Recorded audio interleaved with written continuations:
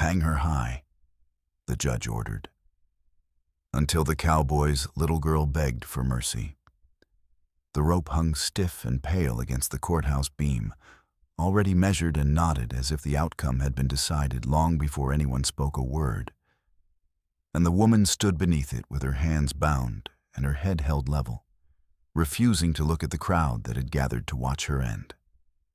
The judge sat above them all, black coat pressed clean, voice steady as stone when he ordered the sentence carried out, because certainty came easily when it wore authority, and no one questioned him aloud. Some faces in the crowd showed discomfort, others curiosity. But most carried the careful blankness of people who told themselves this was law, not cruelty, and therefore not their concern. The woman's crime had been spoken quickly, too quickly, something about theft and lies, something convenient enough to justify haste. And the sheriff avoided her eyes as he stepped forward, knowing that looking would complicate the work he had already agreed to do. The cowboy arrived late, horse-lathered, dust clinging to his boots, pushing through the edge of the crowd with his little girl's hand tight in his own, because he had heard the bell and understood its meaning before anyone explained it. He froze when he saw the rope, when he recognized the woman beneath it, and the weight of what was about to happen settled into his chest like a stone he could not move. The judge raised his hand again, impatient now, ready to proceed before doubt found its footing. And the sheriff reached for the lever, with fingers that did not quite stop shaking. That was when the girl pulled free. She was small enough that no one noticed at first, slipping through legs and coats, her shoes scuffing the dirt as she ran toward the platform with a sound that cut sharper than shouting ever could. She cried out before anyone could stop her, her voice thin but clear, calling for them to wait, for them to please stop. And the sound of it struck the crowd harder than any command. She stood at the foot of the steps then, looking up at the judge with wet eyes and no understanding of law, only of fear and fairness. And she asked why they were hurting the lady when she hadn't hurt anyone she knew. Laughter did not come. Anger did not come. Silence did. The judge's certainty wavered for the first time, not because he had been challenged by force or argument, but because innocence had stepped where procedure could not follow. And in that sudden, fragile pause, the crowd felt the rope lose some of its power, even before anyone dared to say the word mercy aloud. The judge did not lower his hand at once, because habit told him delay invited disorder, and order had been his shield for so long that he reached for it, even as the child's voice still echoed in the square. But something in the crowd had shifted, and he could feel it in the way people leaned forward instead of away. The little girl stood frozen at the foot of the platform, chin lifted with a courage she did not yet know how to name, tears cutting clean lines down her dusty cheeks. And the cowboy finally reached her, kneeling to pull her back, whispering that this was not her place, that grown matters had rules.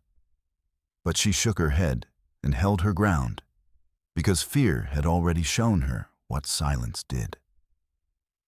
The sheriff paused with his hand on the lever, eyes flicking to the judge for instruction that did not come. And the rope swayed slightly in the breeze as if the world itself had noticed the hesitation. Murmurs rose then, low and uncertain, people asking one another whether the sentence had been rushed, whether the evidence had been thin, whether this was truly the moment to proceed. And the judge felt the first crack form in the wall he had relied on, because doubt multiplied faster once it was spoken aloud. He demanded order, voice sharp now, reminding them that justice was not decided by sentiment, that mercy could not be begged for by children who did not understand consequence. And the words sounded right in his mouth, but wrong in the open air, where a child's plea still hung. The woman beneath the rope lifted her eyes for the first time, not in hope, but in recognition, because she knew innocence when she saw it and understood how rare it was for it to speak in places like this.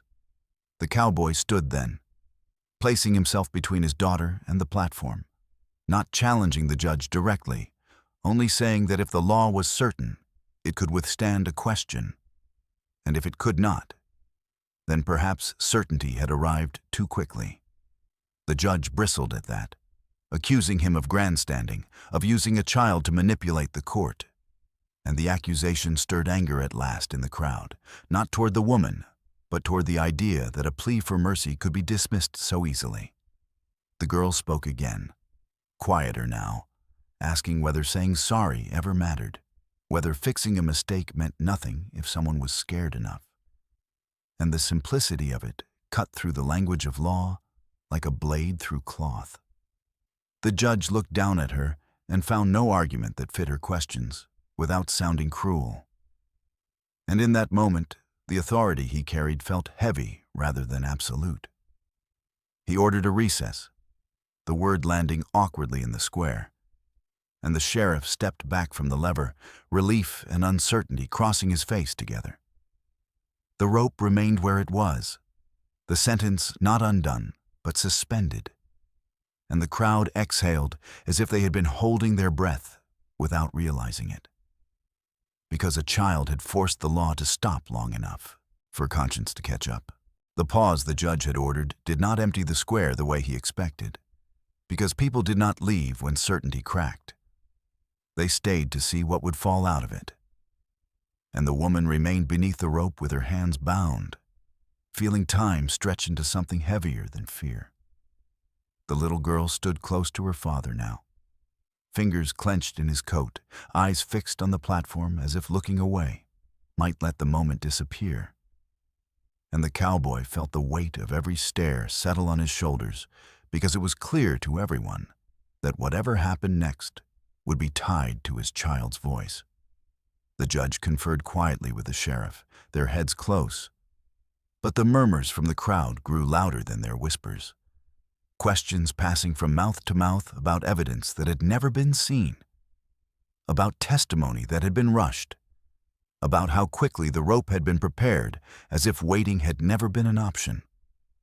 A woman near the front said aloud that she remembered the accused helping her during a winter sickness, and another admitted she had never believed the charge fully, but had trusted the court to be right. And each admission loosened something fragile, because doubt felt safer when shared.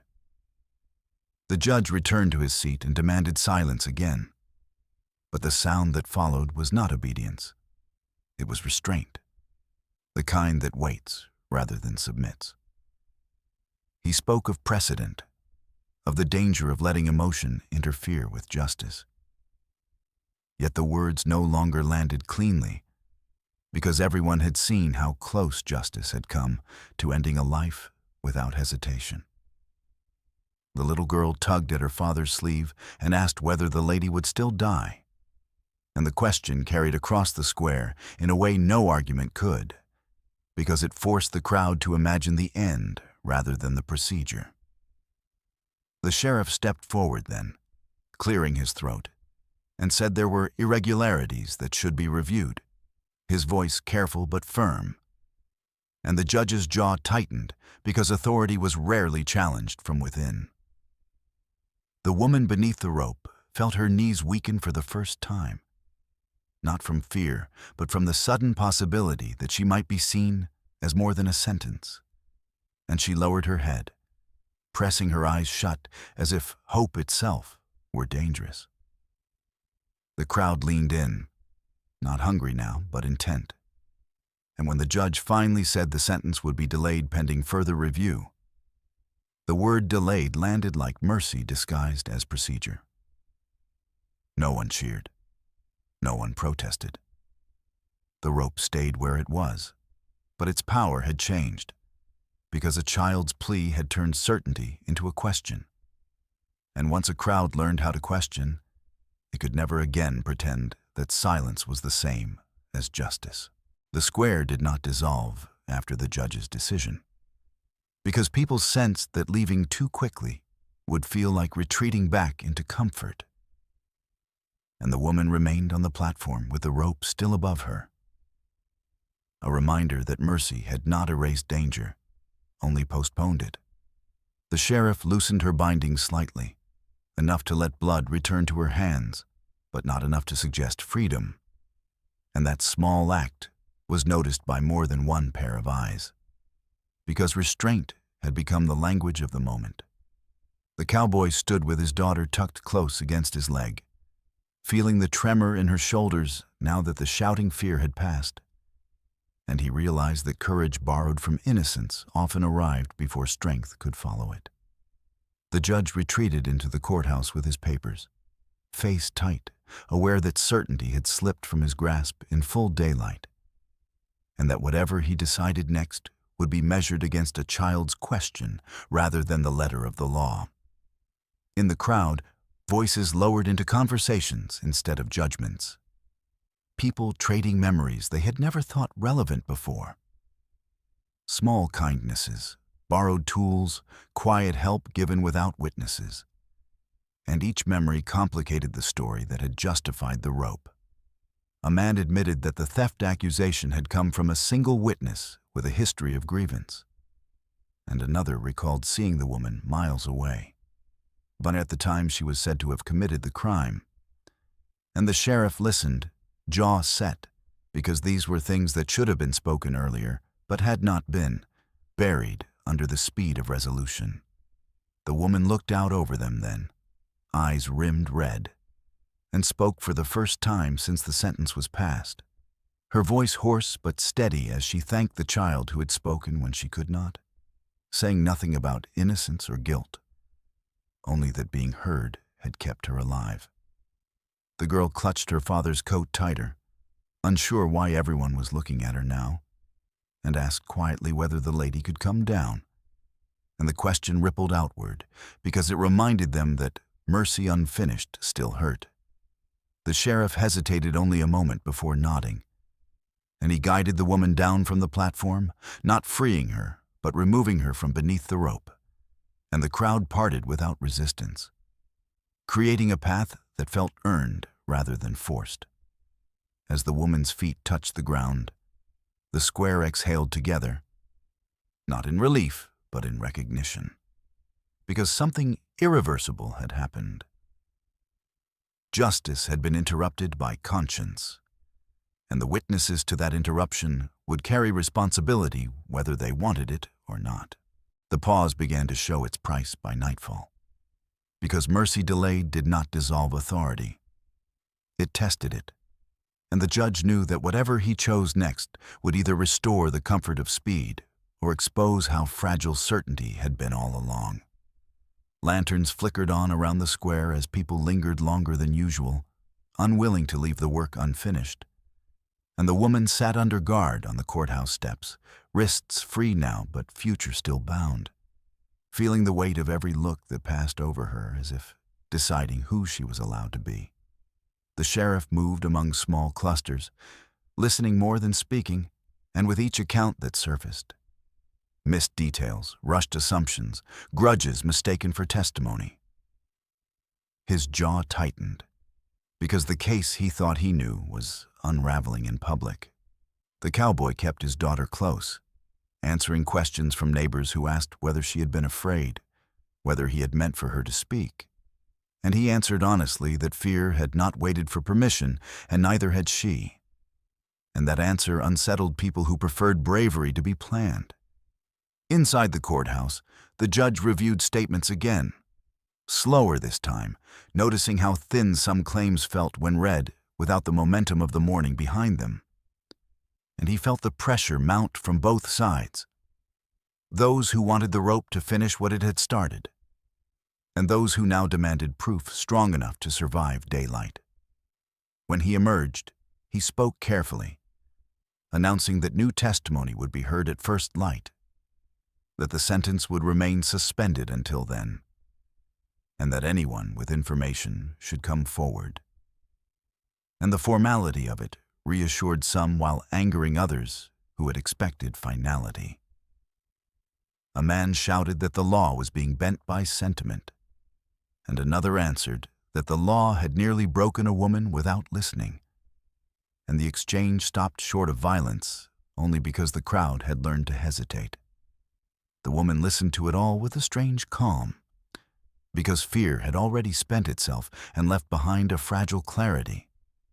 And she understood that her life now depended less on sympathy than on whether truth would finally be allowed to move at its own pace. As the square thinned, the girl asked her father whether mercy always worked, and he told her it did not, but that it always mattered. And the words felt heavier than comfort because they admitted risk. The night settled with questions unresolved, lantern light throwing long shadows that refused to hide what had been revealed. And those who walked home carried the knowledge that pausing had changed them, that the easy ending had been taken away, and that whatever judgment came next would belong to all of them, because they had chosen to stop and look when stopping still felt dangerous. Morning came with a different weight, slower and heavier, as if the square itself resisted being rushed again. And people gathered not with the appetite of spectators, but with the caution of witnesses who knew they were now part of what followed. The woman was brought back beneath the courthouse awning, not to the platform and not beneath the rope. And the change in position mattered more than anyone said aloud, because it signaled that procedure had finally yielded a little ground to judgment. The judge took his seat with papers arranged more carefully than before, his voice measured as he called for testimony. And the sheriff stood nearby with an attention he had not shown the day before, eyes scanning faces for hesitation rather than compliance. One by one, townsfolk stepped forward, some reluctantly, others with relief, offering fragments that should have been heard earlier, a timeline that did not fit, a debt that explained an accusation, a sighting that placed the woman miles away when the theft was said to have occurred. Each piece slowed the story that had once raced towards certainty.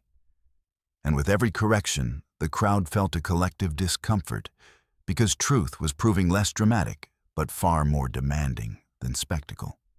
The cowboy listened from the edge with his daughter perched on the bench beside him, her feet swinging nervously. And when she asked why people hadn't spoken before, he told her quietly that fear often disguised itself as patience, and patience had been mistaken for wisdom. The judge asked sharper questions now, pressing witnesses where he had once accepted summary. And the strain showed in his jaw as he realized how easily authority could confuse momentum for clarity. A man who had been loudest the previous morning faltered under scrutiny, his account unraveling when dates and details were examined. And the sheriff intervened then, not to shield him, but to clarify, acknowledging errors in the initial report that could no longer be ignored. The woman stood very still, hands folded, eyes fixed ahead, because hope felt dangerous when built on others' courage, and she braced herself against disappointment even as the ground shifted. When the judge finally called a recess, it was not to preserve order, but to weigh what had emerged. And the crowd held its breath again, not out of fear of delay, but out of respect for it. In that waiting, people understood that justice was not being softened. It was being made heavier, burdened with accuracy instead of speed. And the realization carried a quiet responsibility that settled across the square. Whatever the decision would be, it could no longer pretend to be inevitable, because truth had been allowed to move at its own pace at last. And once that happened, no verdict could arrive without leaving fingerprints behind. The judge returned to the bench with a face that no longer wore certainty as armor, and the change was visible enough to ripple through the square. Because authority, once shaken, could not hide behind posture alone. He called the final witness forward, a man who had avoided the front until now, and the sheriff's eyes stayed fixed on him as he spoke, voice thinning as questions narrowed, dates slipping out of alignment and motives beginning to show. The crowd sensed the turn before the words confirmed it, that quiet tightening that comes when a story breaks under its own weight. And no one laughed this time, no one spoke out of turn, because they had learned how easily noise could become guilt. The judge asked again why the accusation had been pressed so quickly, why contradictory accounts had been ignored, and the answers sounded smaller with every repetition, reduced to fear of disorder, to pressure to conclude, to the comfort of finality over the labor of doubt. The woman stood listening, heart pounding, afraid to lean into hope that might vanish if acknowledged. And the cowboy felt his daughter's hand tighten around his finger, as if she understood that the room was balancing on something fragile. When the judge finally spoke, his voice carried farther than before. Not because it was louder, but because it was careful. And he said the evidence did not meet the weight required to take a life, that procedure had outrun truth, and that the sentence could not stand. The words landed without flourish, but they struck the square hard, because reversal always carried the echo of what had nearly been done. A murmur rose, not of protest, but of release. People shifting as if a burden they hadn't admitted to carrying had finally been set down. The sheriff exhaled and stepped forward, removing the remaining restraints from the woman's wrists. And the sound of the cuffs opening felt louder than the bell that had summoned them the day before. The judge went on, acknowledging error without naming villains. And though the restraint frustrated some, it satisfied enough to matter, because it marked a line between justice corrected and justice denied. The woman swayed then, knees weakening as the tension drained. And the cowboy caught her elbow without ceremony, steadying her without turning the moment into spectacle. His daughter looked up at the judge and asked whether the lady was safe now. And the judge answered that she was free to go, his voice softer than it had been at any other time.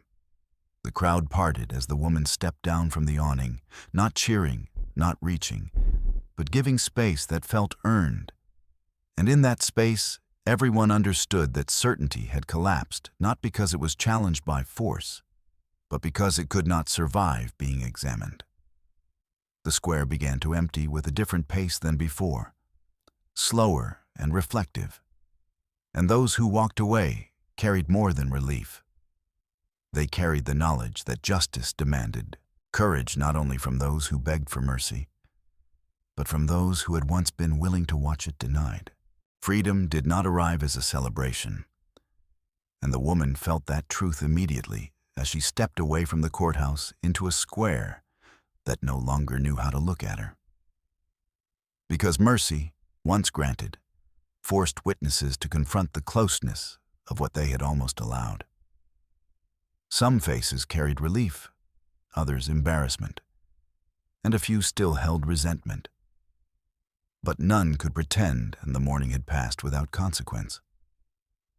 The sheriff escorted her only a short distance before stopping, unsure whether guidance was still his role, and the pause itself spoke of a boundary being relearned.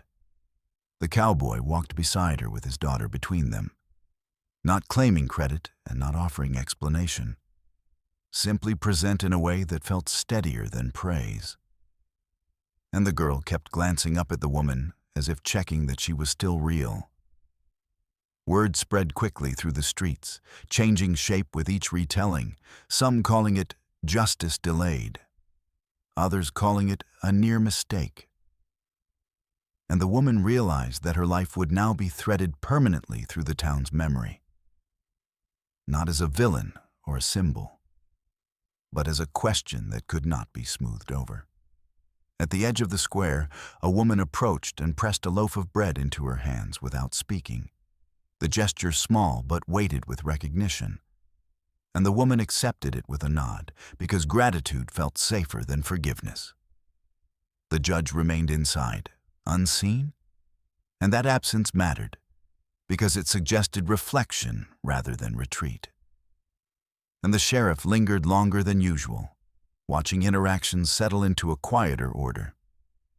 As they walked away from the courthouse, the girl asked whether people would stop being angry now, and the cowboy answered honestly that some would not, that mercy changed things but did not erase what had already been revealed. And the woman felt the truth of it settle in her bones. because survival carried its own obligations. She would have to live openly now, not hidden by fear or defended by sympathy, and the thought both frightened and steadied her. By afternoon, the square had returned to work, but the rhythm felt altered, jokes unfinished, judgments paused, and the woman sensed that what had happened would return in other moments, testing whether the lesson would hold when innocence was not standing at the front to interrupt.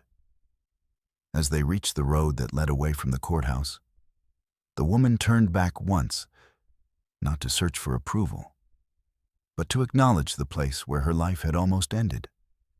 And she understood then that mercy left a mark not only on those spared, but on those who had been forced to witness how easily certainty could become cruelty. The days that followed did not rush to explain what had happened, and that slowness mattered, because memory formed more carefully when it was not forced into a single story. The woman stayed in town longer than she planned, not out of comfort, but necessity, because leaving immediately would have turned mercy into rumor. And she understood that presence was now part of her survival.